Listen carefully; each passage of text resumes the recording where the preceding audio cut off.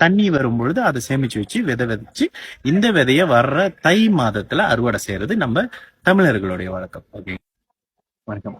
நமக்கு வேத ஜோதிட ஞானத்தையும் ஆன்மீக ஞானத்தையும் எண்கணி ஞானத்தையும் வாங்கிய அனைத்து குருமார்களுக்கும் நன்றி. அண்ட் அதே வேளையில இது ஒரு ஜோதிட விளக்க வீடியோ, விருப்பம் இல்லாதவங்க கடந்து போயிடலாம். ஒரு கேள்வி கேட்டிருக்காங்க, ஆடி பெருக்கு ஆடி 18ல பிறந்தவங்க எப்படி அப்படின்னு. ஆக்சுவலி இந்த ஆடி 18 இதெல்லாம் சொல்றதுக்கு முன்னாடி இந்த வேத ஜோதிடமும் நம்மளுடைய இந்து மதமும் எந்த அளவுக்கு இயற்கையோட ஒட்டி வந்த ஒரு விஷயம் அப்படின்னு இதன் மூலியம் நம்ம தெரிஞ்சுக்கலாம். நம்ம கொண்டாடல் தீபாவளியா இருக்கட்டும், கார்த்திகையா இருக்கட்டும், மாசம் மாசம் ஒரு விஷயம் தைப்பூசம், தமிழ் கடவுள் முருகன் இதுல வந்துருவாங்க. அதுல சில கொமெண்ட்ஸ் வேற வரும். ஓகே, அது விட்டுருவோம். ஆடிப்பெருக்கு அப்படின்றது ஒரு பாசிட்டிவான விவசாயிகளுக்கு எப்படி பொங்கல் கொண்டாடுறோமோ அதே மாதிரி அறுவடைக்கான ஒரு நாள் அப்படின்னு சொல்ல முடியாது, விதை விதைக்கிறதுக்கான ஒரு நாள் அப்படின்னு எடுத்துக்கலாம். ஓகே, விதை விதைக்கிறதுக்கான ஒரு நாள் அப்படின்னும் பொழுது எப்படி சொல்றீங்க? ஓகே, ஆடி பெருக்குன்றது இந்த யமுனை கங்கை இந்த ஆறுகள் இருக்குல்ல தமிழ்நாட்டுல இந்தியால, சோ இந்த ஆறுகள்ல இந்த காலகட்டங்கள்ல வந்து அதிகப்படியான தண்ணீர் பெருக்கெடுத்து போகும். ஸோ அங்க வந்து விவசாயத்தை நம்பி இருக்கக்கூடிய இந்த தமிழர்கள் என்ன செய்வாங்கன்னாக்கா, தண்ணி வரும்பொழுது அதை சேமிச்சு வச்சு விதை விதைச்சு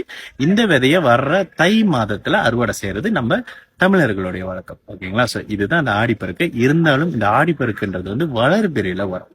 ஓகே, ஆடிப்பெருக்குன்றது வந்து பாத்தீங்கன்னா ஆடி மாதத்துல சூரியன் கடகத்துல இருப்பாரு. ஓகேங்களா? எப்படி நம்ம சித்ரா பௌர்ணமி சித்திரை மாசத்துல வர்ற பௌர்ணமின்றனால சித்ரா பௌர்ணமி செலிப்ரேட் பண்றோமோ அந்த மாதிரியான ஒரு விஷயம் தான்.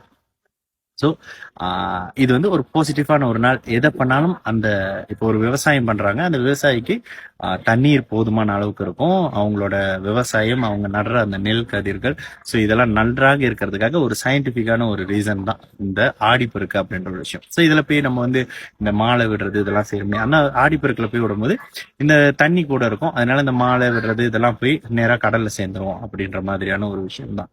சரி, இதே போல சரி, இந்த ஆடி பெருக்கு பத்தி நம்ம பேசுறப்ப ஒரு விஷயத்த சொல்லி ஆகணும். ரொம்ப நாள் நானும் சொல்லணும்னு நினைச்சிட்டு இருந்த ஒரு விஷயம், இந்த இந்திய வேத ஜோதிடம் அப்படின்றது நம்மளுடைய இந்த நார்த் போல் பின்னாடி யாரும் இறங்குறாங்க.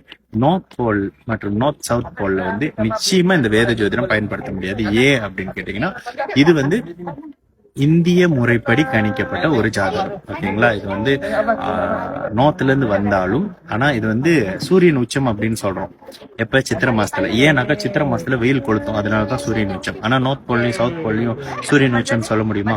சோ அந்த மாதிரியான ஒரு விஷயம். இது முழுக்க முழுக்க சயின்டிபிக் பிளஸ் ஒரு விஞ்ஞானம். ஓகேங்களா? அதனால இதை தெளிவா புரிஞ்சுங்க. இதுல என்ன ஒரு விஷயம்னா, வளர்பிறையில இருக்கும் பொழுது யாருமே வந்து பிறக்கிறது ஒரு நல்ல விஷயமா சொல்லப்படுகிறது. ஆனா வந்து அமாவாசையில இருந்து ஒரு 2 திதி 3 திதி தள்ளி தான் இந்த ஆடிப்பெருக்கு வருது. சோ நல்லதா நடக்கும், எல்லாரும் நல்லா இருக்கும். நடக்கும்.